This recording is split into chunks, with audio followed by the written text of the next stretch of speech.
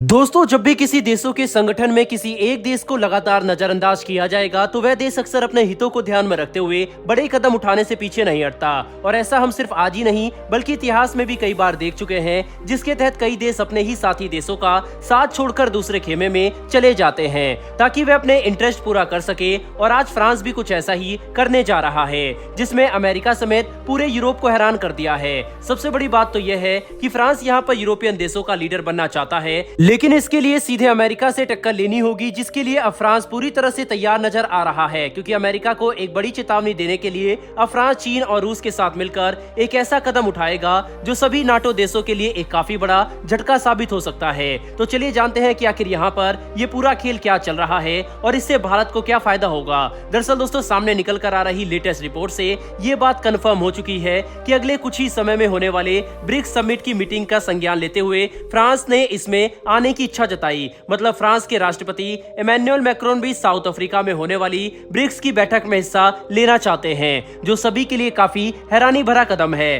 क्योंकि मौजूदा समय में ब्रिक्स ऐसे कई कदम उठा रहा है जो सीधे एंटी अमेरिका है। उदाहरण के लिए हम ये देख सकते हैं कि कैसे चीन, रूस और कई दूसरे देश एक साथ मिलकर इस संगठन के तहत एक ऐसी करेंसी लाना चाहते हैं जिसका इस्तेमाल सभी ब्रिक्स देश आपस में ट्रेड करने के लिए कर सकते हैं, जो सीधे अमेरिकी डॉलर को अब तक की सबसे बड़ी चुनौती देगा। क्योंकि सऊदी अरब द्वारा पेट्रो डॉलर का इस्तेमाल करना या ना करना एक तरफ है, और ब्रिक्स जैसे ताकतवर संगठन का एक बिल्कुल नई करेंसी लाना बिल्कुल ही दूसरी तरफ, क्योंकि इसका इंपैक्ट पूरी दुनिया पर होगा, खास करके एक ऐसे समय पर जब चीन और भारत के पास विश्व की अधिकतर अर्थव्यवस्था और पॉपुलेशन मौजूद है। साथ ही रूस इस संगठन में एक एनर्जी प्रोवाइडर के तौर पर काम करेगा, जो इस नई करेंसी के लिए एक मजबूत इकोसिस्टम तैयार कर देगा। इन सभी बातों को फ्रांस भी अच्छे से समझता है। आज कई देश अमेरिका के खिलाफ जाकर काम करने को मजबूर हो चुके हैं, क्योंकि अमेरिका अपनी मनमानी नीतियों की वजह से किसी भी देश के इंटरेस्ट का ध्यान नहीं रखता और सभी पर अपना प्रभुत्व स्थापित करना चाहता है, जिससे कई देश परेशान हो चुके हैं। और यही वजह है कि हमने देखा है कि पिछले कुछ महीनों में दर्जनों देशों ने भारत, चीन, रूस, ब्राजील और साउथ अफ्रीका से रिक्वेस्ट की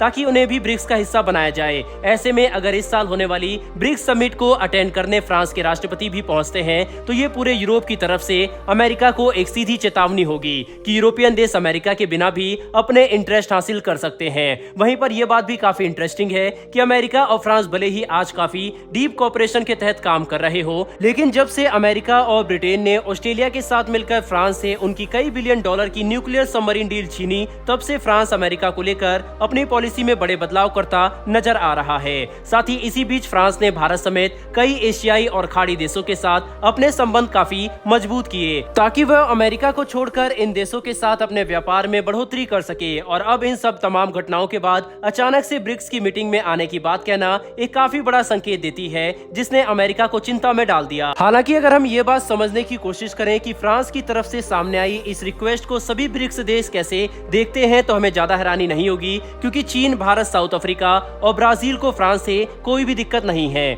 जबकि रूस की तरफ से भी फ्रांस को लेकर कोई विरोध सामने नहीं आया। बस उन्होंने वजह पूछी है, आखिर अचानक से फ्रांस हमारे प्लेटफॉर्म की मीटिंग को अटेंड क्यों करना चाहता है। आपको याद होगा कि यूक्रेन युद्ध की शुरुआत के समय फ्रांस उन चुनिंदा ऐसे देशों में से एक था जिसने सच में ऐसी पहल की जिससे यूक्रेन युद्ध रुक सकता था, पर सारी कोशिशें नाकाम रही। ऐसे में अगर एक रूस को साइडलाइन कर दिया जाए तो पूरे ब्रिक्स में किसी भी देश को फ्रांस से दिक्कत नहीं है, जिसे भी भारत और चीन आसानी से मना सकते हैं। मतलब इस बात की संभावना अच्छी खासी है कि इस साल की मीटिंग में फ्रांस के राष्ट्रपति भी साउथ अफ्रीका पहुंच जाए, जो पूरी दुनिया की कूटनीति में एक काफी बड़ा इवेंट होगा।